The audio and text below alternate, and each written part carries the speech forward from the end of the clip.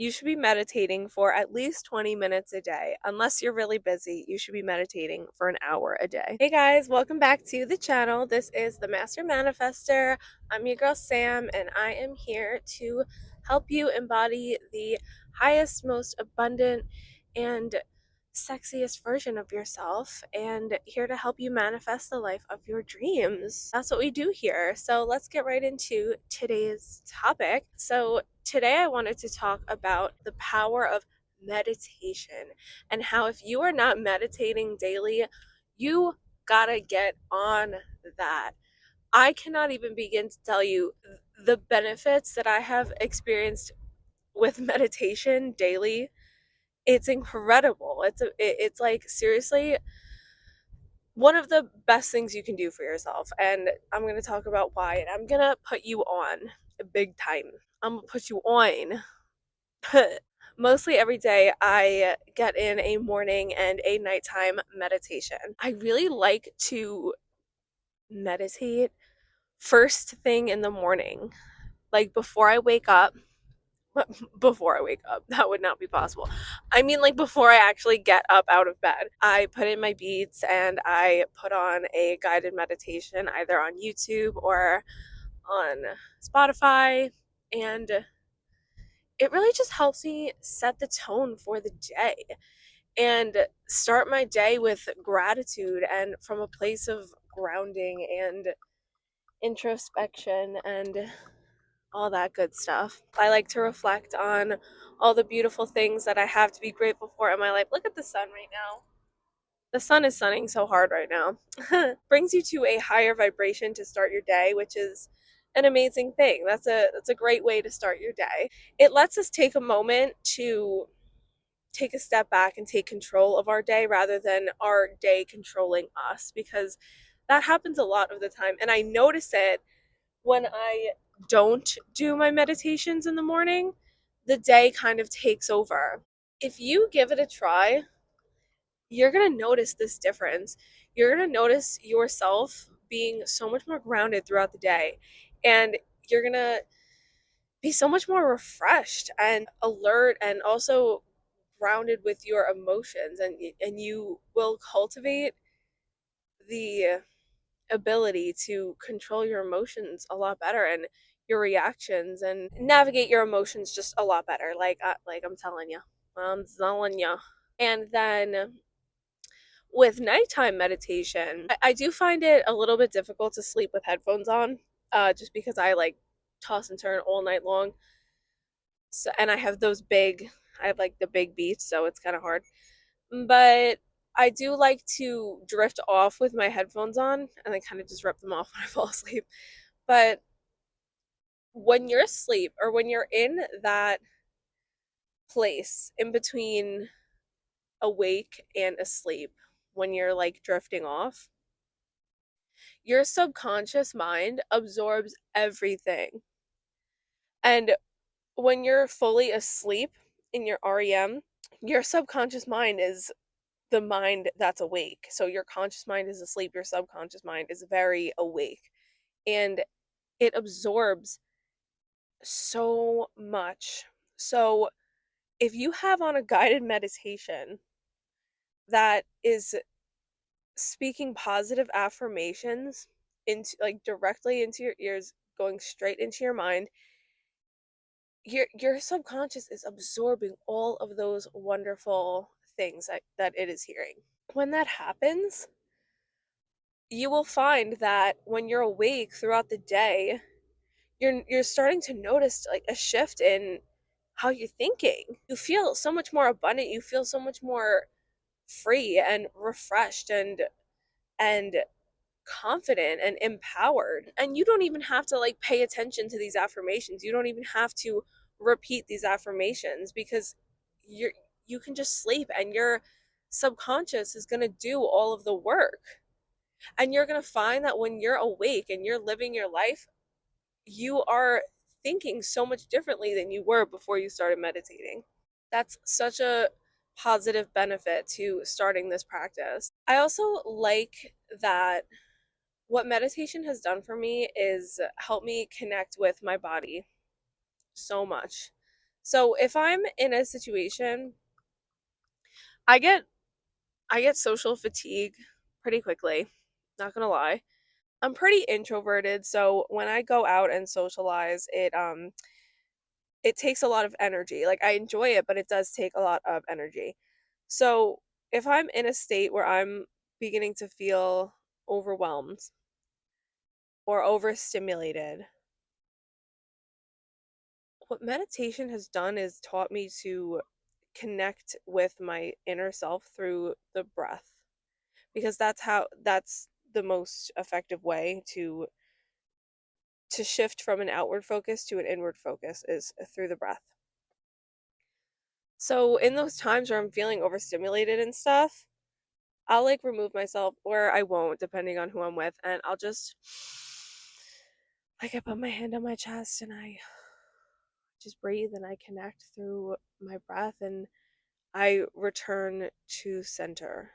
And what this does is it brings our energy back. It's like our energy is like like the aura and the field that surrounds us, and we're kind of spreading it as we socialize and as we talk to people and as we're out and about. It spreads and it gets away from us. So what this breath work does is it brings that energy back to our center. And when you do this, or when I do this, I feel so much more ready, and I feel so much more empowered to take on the rest of the day. I feel that I'm in control of my emotions when I do this, and I'm in control of the situation I'm in. That's something like that is so important to be able to do. And here's another thing about meditation. Okay. Not only does it help you stay grounded throughout the day and get a better start to your day, it also it's the practice that you need to do in order to get to the quantum field. And if you don't know what the quantum field is, it's a place of manifestation, and it's a place where all things are possible. Anything is possible.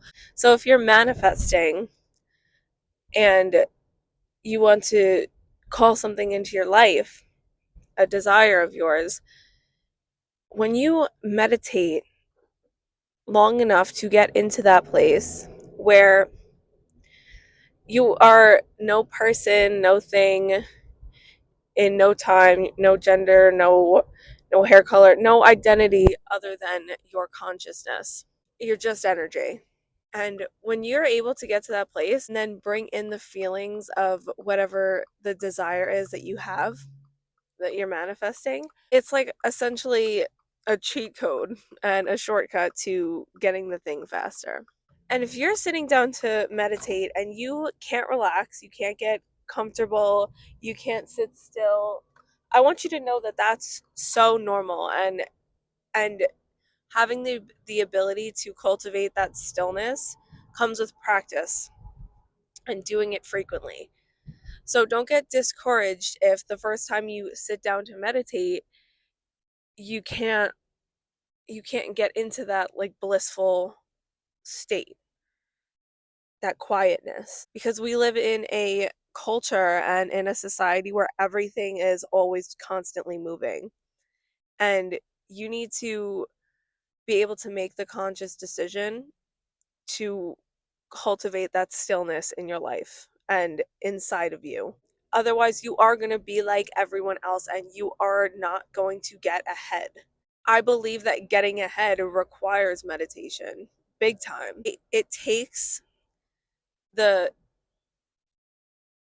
discipline to be able to take your attention off of what's going on outside of you in your life, all the craziness. There's a million and one things on your to-do list that need your attention, and it requires a level of discipline to be able to say, you know what, I'm prioritizing my meditation practice first, because if I show up for myself first, I will be able to show up for the things in my life better. I'll be able to show up for the things in my life in a more aligned state and a more grounded state. That's ultimately why I meditate, to ground and to reprogram my mind to think more elevating thoughts automatically so that soon enough, these positive thoughts aren't only coming to me in my meditation, but also outside of my meditation in my everyday life. There's actually a quote that I love, and I heard it from Dr. Joe Dispenza, but I don't think it's his quote. But here it is. You should be meditating for at least 20 minutes a day. Unless you're really busy, you should be meditating for an hour a day.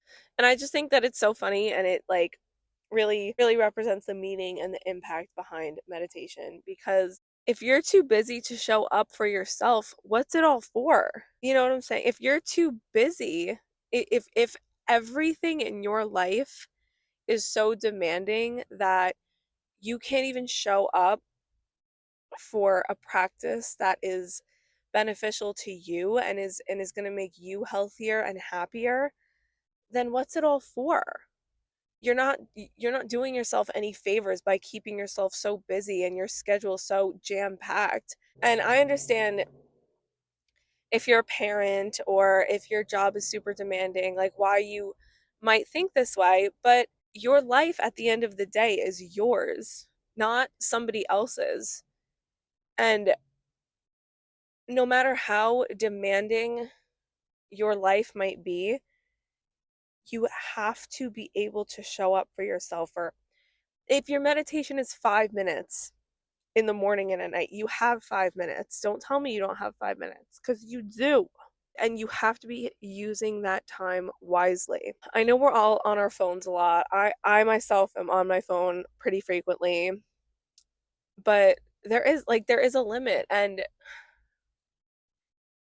if you have free time in the morning or at night, maybe instead of spending that time scrolling for an hour, scroll for, it's okay to scroll a little bit, scroll for a half hour instead. And for the other half hour, take that time to meditate or journal or something that is an outlet for your inner self. Because when you're consuming all this media, it literally, I don't know about you guys, but that literally fries my brain.